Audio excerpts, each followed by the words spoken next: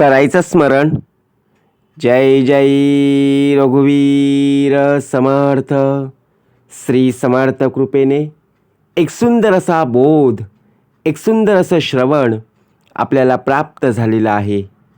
या श्रवणाच्या माध्यमातून उत्तमाचं सामर्थ्यसुद्धा समर्थांनी प्राप्त करून दिलेलं आहे. बघा, प्रत्यक्षपणे भाग कसा दिलेला आहे, श्रवण करूया. आपण आपल्या आयुष्यामध्ये, जीवनामध्ये आपण इतरांना त्रास देत बसत असतो. आपण लहान मोठ्यांचा विचार करत नाही.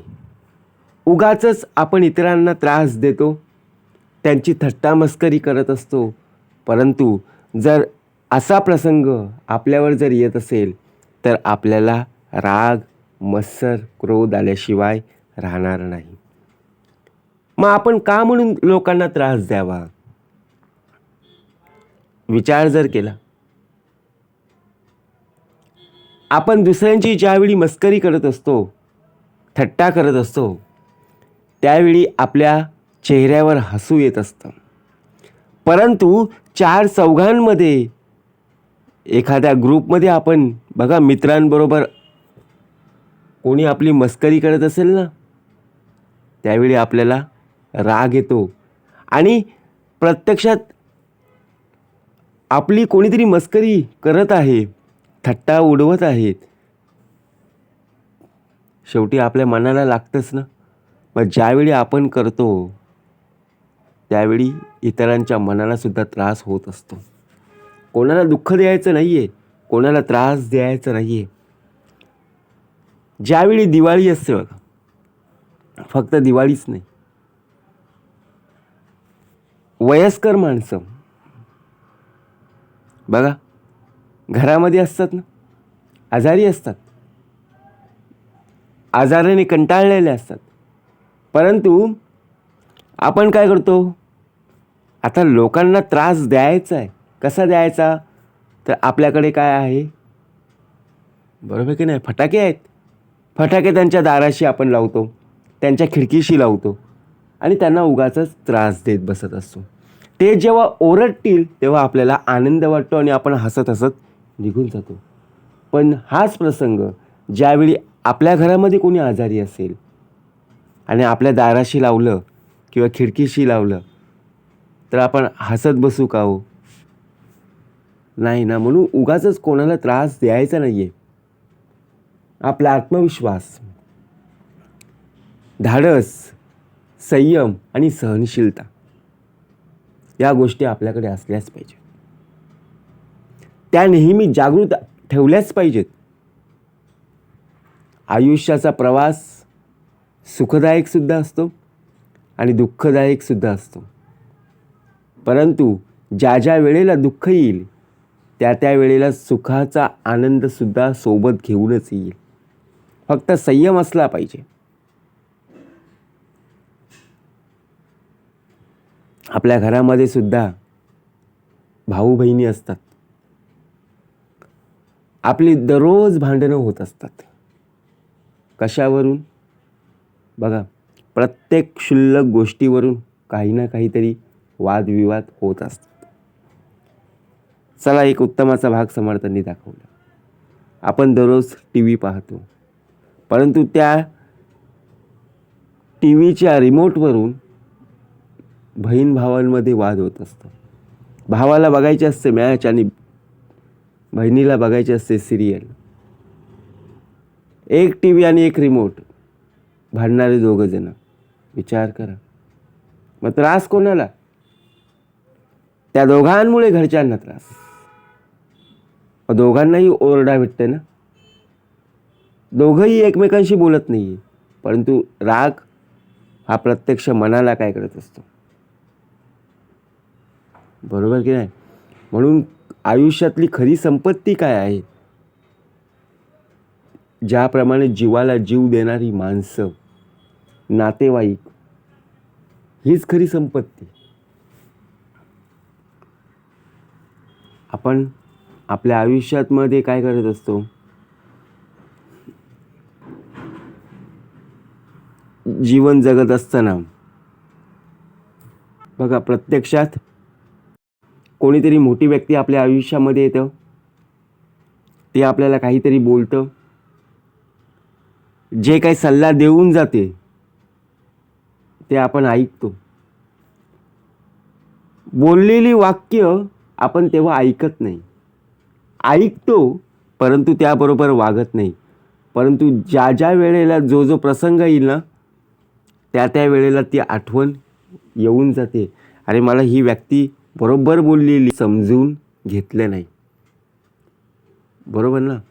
म्हणून प्रत्यक्षपणे आपला हात आणि आपलं कान, कारण का धीर देणारा आपला हात असला पाहिजे ना, आणि ऐकून घेणारे कान असलं पाहिजे, तरच जीवनामध्ये आणि आयुष्यामध्ये आनंद आहे.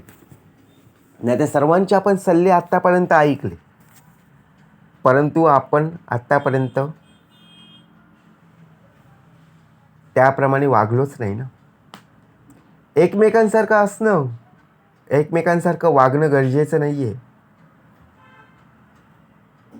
आपण एकमेकांसारखं वागण्याचा प्रयत्न करतो. त्याच्याजवळ संपूर्णपणे बघा खूप पैसे आहेत, परंतु आपल्याकडे पैसे नाही आहेत. आपण काय विचार करणार? जो जसा वागेल त्याप्रमाणे मी सुद्धा वागण्याचा प्रयत्न करेन, परंतु त्याच्यासारखं आपल्याला वागताच येणार नाही आहे. परंतु आपण एकमेकांसारखं न वागता एकमेकांसाठी प्रत्यक्षपणे वागलो पाहिजे. ही खरी काळाची गरज आहे. बरोबर की नाही? म्हणून भाग कसा दिलेला आहे, एकमेकांसारखं जगण्यापेक्षा एकमेकांसाठी जगा. तुलना नको ना. वाईट लोक येतात, चांगली लोक येतात, कोणाशी संपर्क ठेवायचा हे सुद्धा आपल्याला कळलं पाहिजे. आता आपण एखाद्या दुकानामध्ये गेलो, आता विचार करा, आपल्याला जो चॉकलेट आवडतं तोच आपण घेणार ना, का बाकीचे सर्व घेऊन येणार नाही आहे? मग चांगली संगत काय? आपल्याला ज्याच्याशी बोलल्यावर खरा आनंद आणि समाधान वाटतं त्या मित्राशीच आपण बोलणार ना. म्हणून प्रत्यक्षपणे उत्तमाचं वागणं गरजेचं आहे. कोणाला त्रास द्यायचा नाही आहे. त्रास दिल्यावर आपल्याला आनंद जर होत असेल तर शेवटी जमाना भी शून्याकार. म्हणून कोणाच्या जीवनामध्ये जर दुःख येत असेल तर दुःख कमी कसं होईल यासाठी आपला देह प्रयत्नशील असावा. आपलं भूतकाळ आणि आपलं भविष्य, परंतु त्यापेक्षा जर आपलं वर्तमानकाळ उत्तमाचा असेल ना, तर भूतकाळसुद्धा आपल्याला आठवतं, परंतु भविष्या काळात काय होईल ते माहीत नसतं.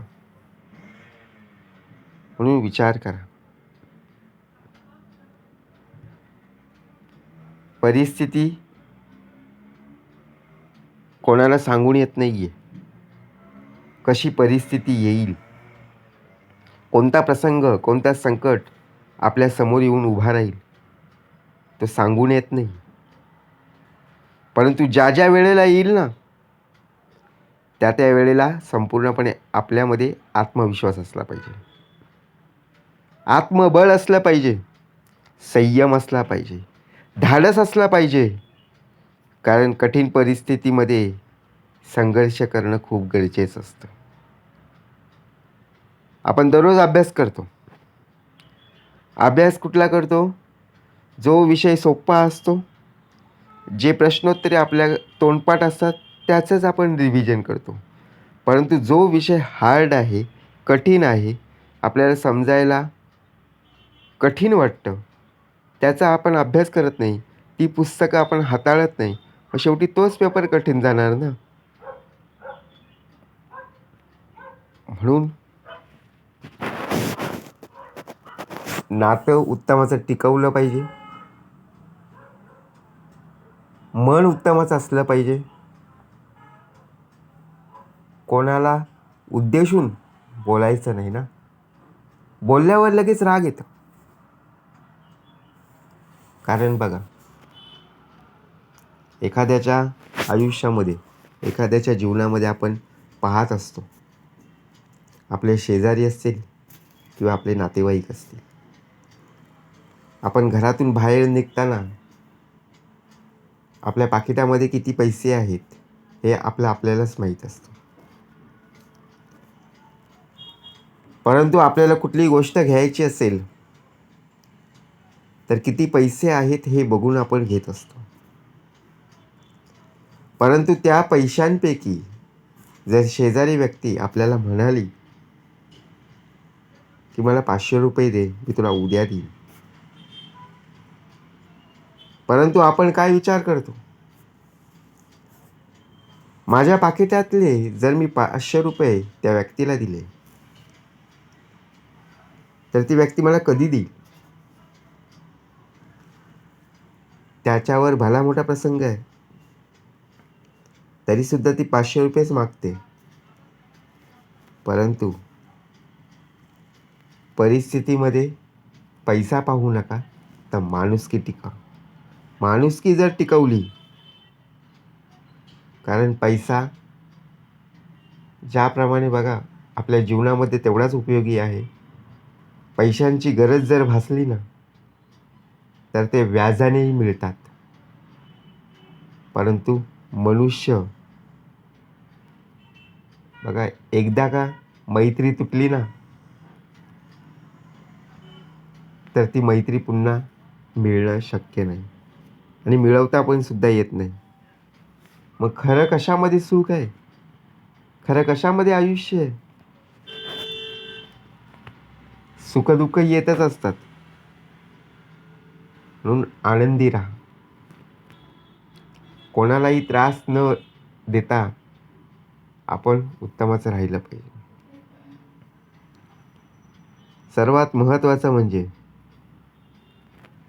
ज्या ज्या अडचणी येतात त्या आयुष्यात येत नाही, जीवनात येत नाही, तर त्या मनामध्येच असतात. कारण आपलं मन चंचल आहे. ज्या दिवशी संपूर्णपणे मनावर ताबा ठेवाल, मनावर विजय कमवाल ना, त्या दिवशी आपल्याला रस्ता आपोआप मिळेल. समर्थांनी श्रीमनाचे श्लोक लिहून ठेवले. कोणासाठी लिहून ठेवले? तर मनासाठीच. म्हणून मनाला चंचल न ठेवता मनाला प्रत्यक्षपणे परमेश्वराच्या चरणी ठेवलं तर नक्कीच आपोआप मार्ग आपल्याला मिळेल.